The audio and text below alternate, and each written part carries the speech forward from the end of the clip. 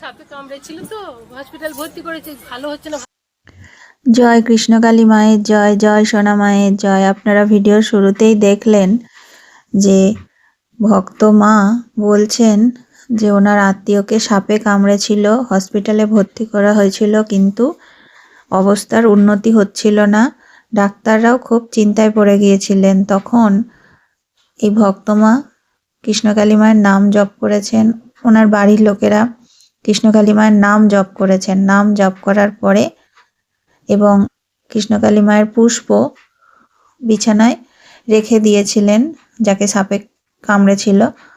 তো তারপর আস্তে আস্তে সে কিন্তু সুস্থ হয়ে ওঠে এবং পুরোপুরি সুস্থ হয়ে যান। তো কৃষ্ণকালী মায়ের নাম জপ করলে কিন্তু সত্যি সত্যি উপকার হয়।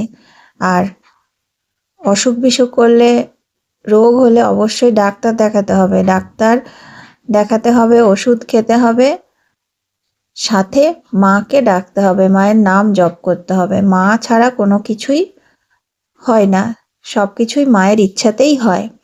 তাই যে রোগ হলে শুধু ডাক্তার না দেখিয়ে মায়ের নাম জপ করলে কিন্তু হবে না।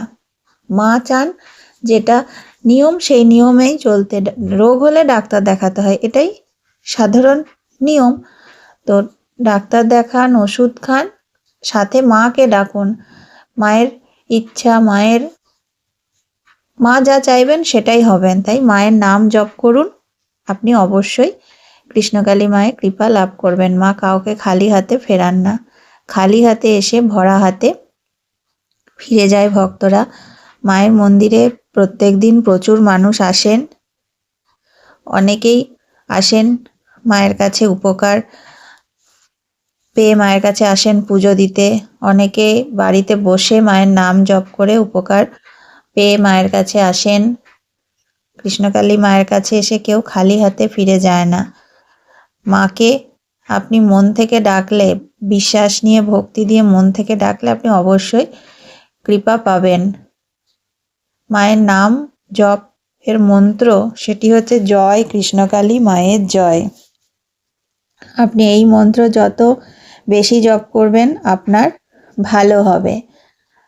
এই মন্ত্রে অনেক শক্তি আছে। মায়ের নাম জয় কৃষ্ণকালী মায়ের জয়, এই মন্ত্র অলৌকিক ক্ষমতা আছে। তাই এই মন্ত্র জপ করলে আর অন্য কোনো কিছুই করতে হয় না। মা কাউকে খালি হাতে ফেরান না।